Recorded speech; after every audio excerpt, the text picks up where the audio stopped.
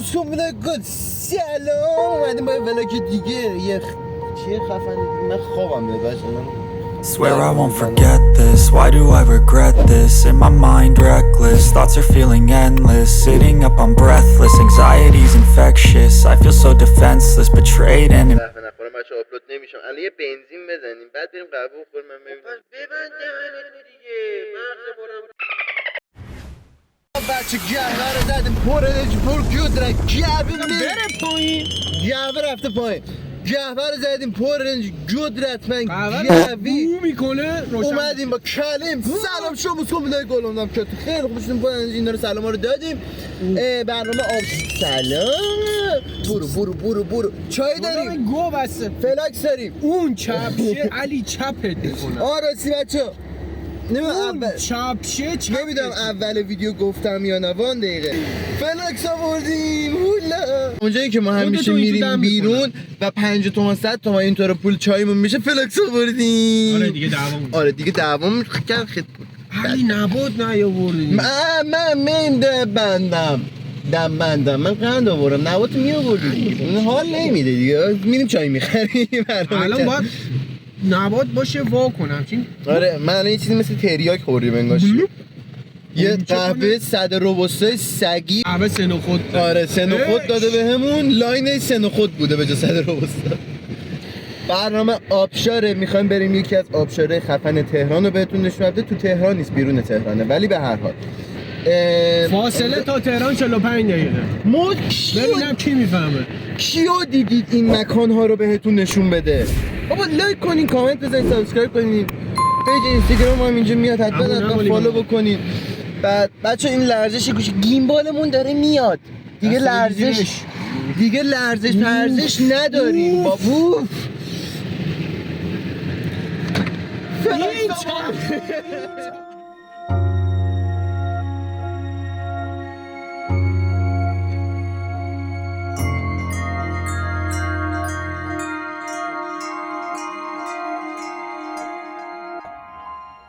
خب بچه ها رسیدیم کاش که زودتر میرسیدیم آقا بیابون و کویر و صحرا و همه اینا رو رد کردیم رسیدیم بالاخره به اینجا ببخشید کپی رایت نخوریم رسیدیم به اینجا اصلا هیول شاشم تو کپی رایت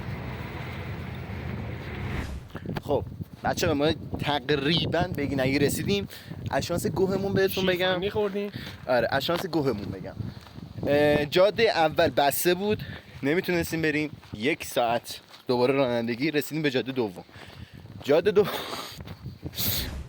خب بچه از قرا و نقنقامون که بگذریم موقعی که وارد روستا شدیم اول از همه بهتون میگم فوق‌العاده مردم‌های مهمان نواز و گلی داشتن و ازشون پرسیدیم که دلیل این که کلا موقعی که وارد روستا میشین نمیذارن به جز خودروهای بومی کسی دیگه وارد بشه چیه به همون گفتن که مثل این که هر هفته افرادی که عاشق رکابزنی، کوهنوردی و پیاده روی توی کوهپایه ها هستن مثل یه همایش دور هم جمع میشن و میرن سمت آبشار شکراب و ما اصلا موقعی که اینو فهمیدیم گفتیم که اصلا ما از چه چیزهایی که عقب نموندیم. یه چیزی هم بهتون میگم تمام کسایی که اونجا به عنوان رکابزن و کوهنورد اومده بودن فوق‌العاده آدمای پر انرژی و گلی بودن و انقدر بهشون گفتیم و خندیدیم که خدا میدونه.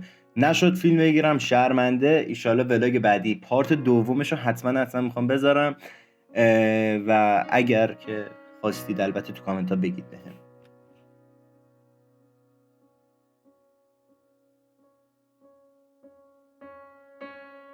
و اینکه ما هنوز نرسیدیم الان گوگل مپ رو نگاه کردیم یه اولش 4-5 ساعتی پیاده روی داریم تا 4-5 ساعت آینده میبینیمتون ولی من بازم تو راه براتون ویدیو میذارم اینو اصلا با تناب این توی یه چاه نرید پاره شدم.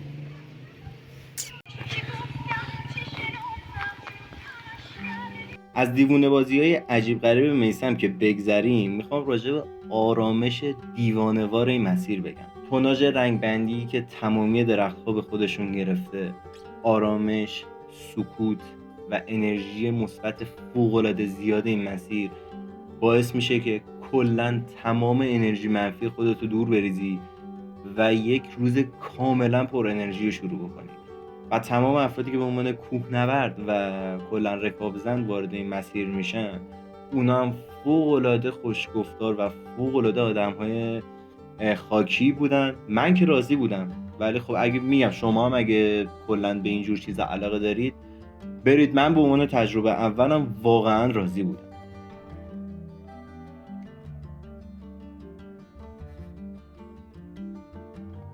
بچه اینجا خونه ساخته. بچه گو خوردن. آقا تموم نمیشه. سلام علیک بچه‌های گل. تموم نمیشه. بچه 40 دقیقه اول ویدیو رو بکنید 6 ساعت و 40 دقیقه.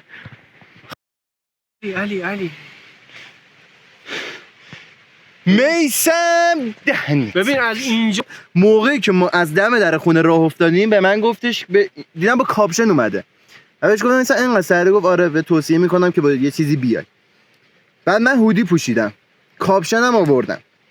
یعنی خدا رو شکر میکنم که کاپشن رو نیاوردیم بیرون از ماشین و یعنی همه به همون میخندیدن.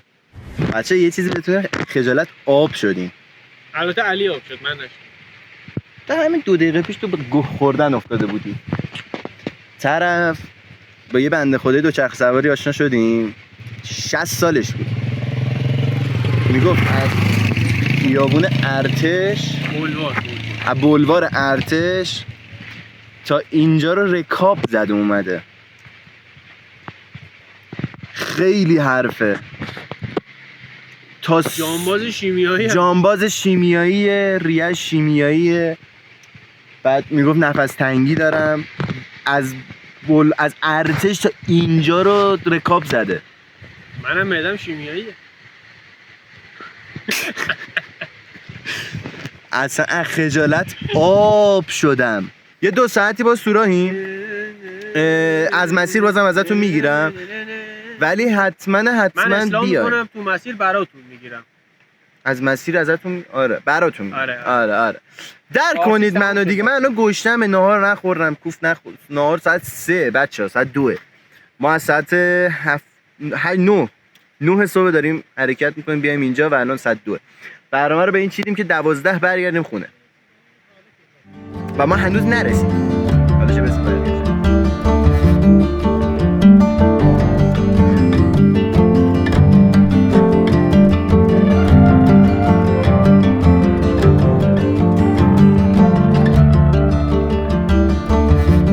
یاد دیالوگ جی تی ای افتادم.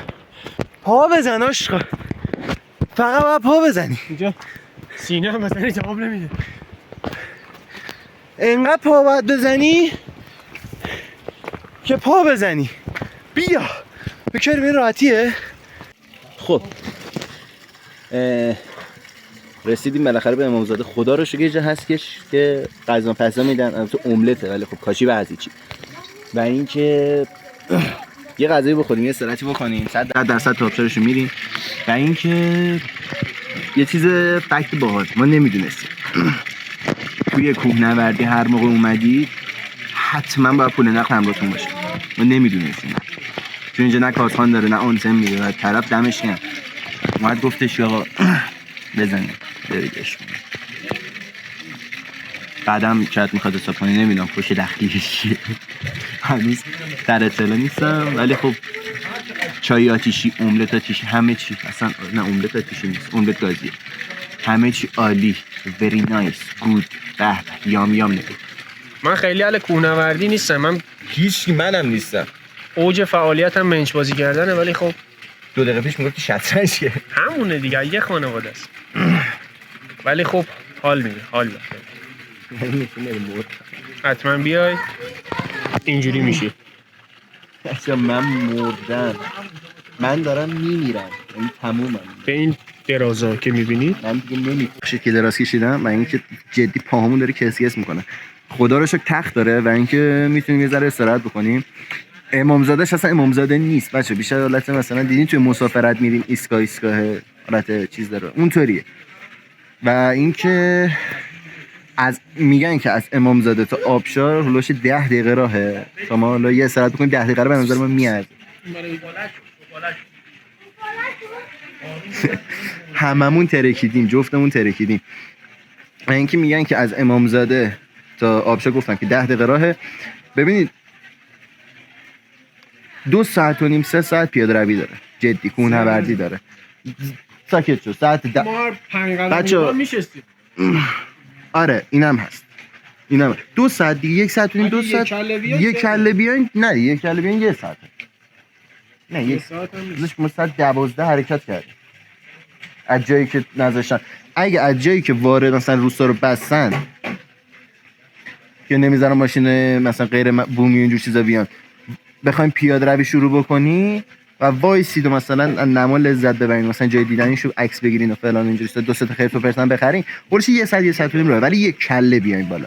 ولی اگه مثلا هر چند دقیقه با بخواین استراحت بکنین، داش قشنگ 2 ساعت و نیم راه. یه آموزش بهتون میدم. موقعی که املت قهوه خونه اومد اصلا با قاشق نخوریم، ببینید یه تیکه نون، حالا این کوچیکه، بدین صورت. آها این هاو. خب بچه برگشتیم پر انرژی کلمون، میبینیم اینجا املت زدیم جوی. آقا شرمنده دلیل ما داشتیم میرفتیم بالا، باز گوشیمون جفتمون شارژش تموم شد و الان تازه این با گوشی من داریم میگیریم.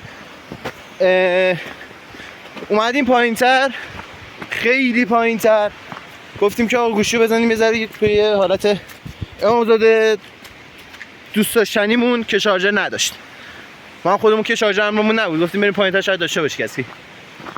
رفتیم به زور بدبختی یکی پیدا کردیم، گوشی رو زدیم تو شارژ شد، ولی خب متاسفانه دیگه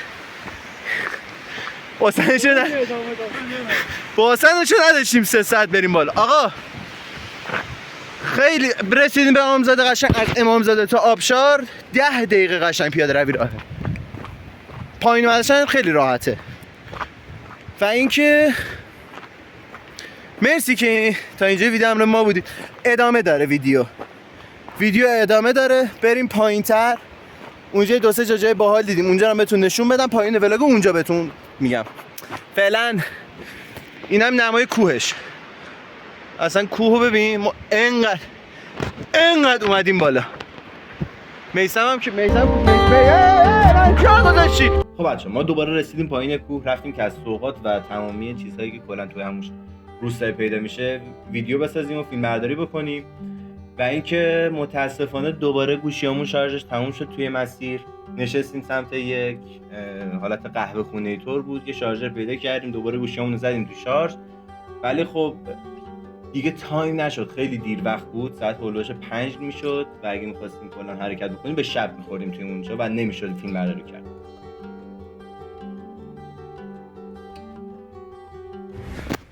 خدافظی می‌کنیم، پایان این ولاگ رو اعلام می‌کنیم. ببخشید ببخشید بیرون خوش میگذره. آره دوستان اعلام آمادگی خاطره- کنید بیاین بیرون. خاطره براتون خیلی ثبت میشه. ببخشید نتونستیم تا بالای آبشار بریم از دست تکنولوژی و چیز همون. آقا مرسی که این ویدیو رو دیدین. لایک، کامنت، سابسکرایبتون نره، زنگوله رو هم بزنید. هر موقع ویدیو آپلود کردین خبردار بشید. فوش هم خواستید بدید حلاله میره. آره راحت باشید، فوش بدید. به امامزاده بیشتر بدید. نمیدونم چرا رفته اون بالا مرده. وقتی که پلش میرم و- ول کرده رفته اونجا. آقا دمتون گرم. حتما حمایت کنیم. ما جدی داریم زجر کشیدیم برای این ویدیو، شما درک نمی‌کنید. امیدوارم که درک کنید. میبینمتون تا یه ویدیو دیگه. فعلا خداحافظ. Swear I won't forget this, why do I regret this? In my mind reckless, thoughts are feeling endless. Sitting up I'm breathless, anxiety's infectious, I feel so defenseless.